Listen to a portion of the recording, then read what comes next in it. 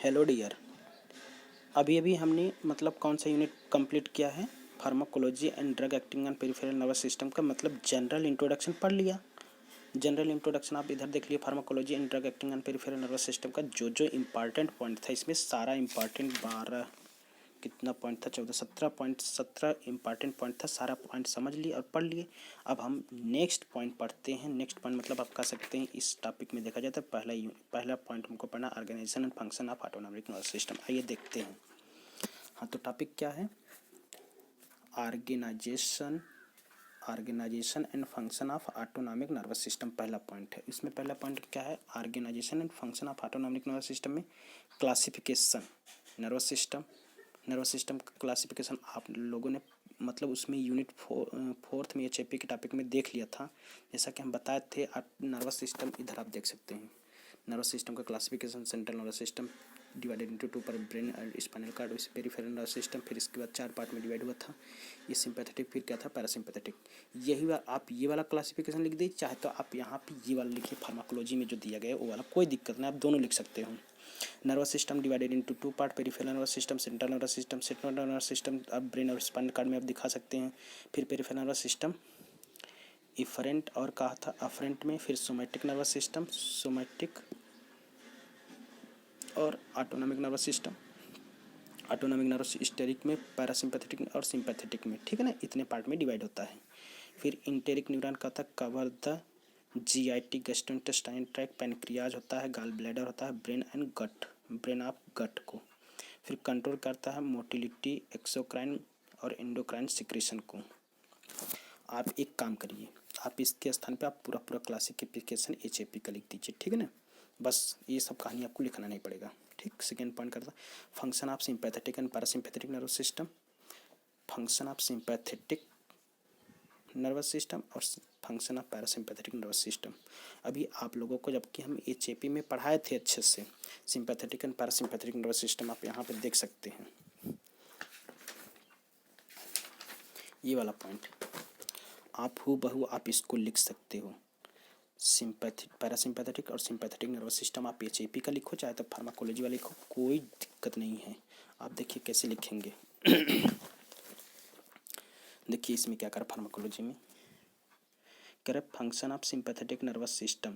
ये करा कि जितना भी ग्रीन पॉइंट से लिखा गया सिंपैथेटिक नर्वस सिस्टम का क्या लिखा गया, फंक्शन लिखा गया है, और जो ब्लू पॉइंट से लिखा गया है वो पैरासिम्पैथेटिक नर्वस सिस्टम का काम लिखा गया है। ठीक है ना, तो आइए हम देखते हैं आँख पर क्या प्रभाव पड़ेगा। आँख पे क्या पड़ा था?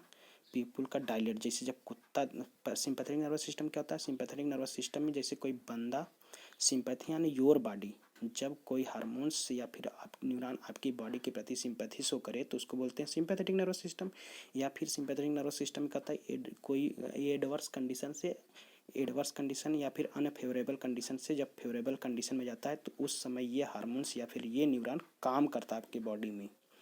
अनफेवरेबल कंडीशन से फेवरेबल कंडीशन में जब बांधा जाता है, जैसे उस बंदे को जब कुत्ता उड़ाता है वो भागता है तो अनफेवरेबल कंडीशन से फेवरेबल कंडीशन में जाता है ना, तो उसको क्या होता है, तो उस समय उसकी बॉडी से हार्मोन सीक्रेट होता है। जैसे उसकी भागने के लिए क्या होती है, आंखें। अब आंखें क्या होगा, उसका प्यूपिल डायलेट करेगा दूर देखने के लिए, प्यूपिल डायलेट होता था। और ये तो सिंपैथेटिक नर्वस सिस्टम। पैरासिम्पैथेटिक में क्या होता था, प्यूपिल कंस्ट्रिक्ट करता था।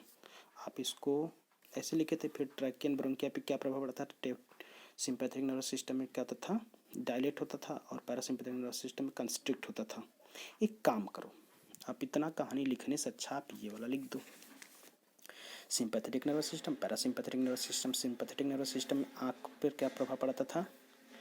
ये देखो कुत्ता इसको दौड़ा रहा है, आदमी भागता है, फ्लाइट एंड फ्लाइट मोड में सीक्रेट होता है। फिर dilation of I people, I people का होता है डायलेट होता है, हार्ट बीट रेट बढ़ जाता है। डायलेशन ऑफ ब्रोंकियाई, ब्रोंकियाई क्या होता है, डायलेट हो जाता है, जिससे रेस्पिरेटरी रेट बढ़ जाता है, ऑक्सीजन की डिमांड बढ़ जाता है। फिर स्टिमुलेशन ऑफ ग्लूकोज, ग्लूकोज की अधिक मात्रा रिक्वायरमेंट होती है, इनहिबिट डाइजेशन, डाइजेशन रुक जाता है। Constrict blood, BP, blood pressure का था बढ़ जाता है, जिससे कि कंस्ट्रिक्ट हो जाती है ब्लड वेसल्स वाल, सिक्रेट सिकुड़ जाती है, जिससे कि बीपी बढ़ जाता है। Stimulation epinephrine hormones, epinephrine hormones और नॉन एपिनेफ्रिन हार्मोन्स स्टिमुलेट होने लगता है। रिलीज ब्लैडर, ब्लैडर रिलीज होने लगता है। और इनहिबिट पेरिस्टल्सिस मूवमेंट, पेरिस्टल्सिस मूवमेंट क्या होता है, इनहिबिट हो जाता है, रुक जाता है। फिर क्या होता है, स्लाइवा का सिक्रेशन कम हो जाता है इंटेस्टाइन में। हाँ, ये चेन उसमें बताना भूल गए थे। इस चेन को क्या बोलते हैं? Chain of sympathetic ganglia. और ये ब्रेन का पार्ट दिखा रहा है। इन सब का इनसे लिंक है, कौन सा किससे किससे मतलब रखता है। तो सिंपैथेटिक नर्वस सिस्टम क्या था? Just opposite to parasympathetic nervous system. देखिए इसमें डायलेट हो रहा था, इसमें क्या था? कंस्ट्रिक्ट ऑफ आई पीपल, आँख की पुतली सिकुड़ जा रही है।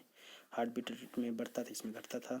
कंस्ट्रिक्ट ऑफ ब्लैडर, इसमें क्या था? डायलेट होता था, इसमें कंस्ट्रिक्ट होता था, जिसको कि आपने ऑलरेडी अच्छे से पढ़ चुका है। ओके, तो हम समझते हैं कि सिंपैथेटिक पैरासिम्पैथेटिक नर्वस सिस्टम खत्म हो गया। आइए नेक्स्ट पॉइंट पढ़ते हैं। फिर यहाँ पे क्या था, ये आपको देख लीजिए। ब्लड वेसल्स क्या होता है, स्किन, सारा वही सब पॉइंट है। नेक्स्ट पॉइंट क्या है? Lacrimal gland, stimulation of tears, एक किडनी लेंथ ऑन सब हो गया, ठीक ना। Location of ganglia, closed spinal cord होती हैं, ये मतलब सिंपैथेटिक्स को शो कर रहा है। डिस्ट्रीब्यूशन वाइड होता है, लॉन्गिट्यूडिनल होता है। आप इतना कहानी लिखने से अच्छा वो काम कर लो, ठीक है ना।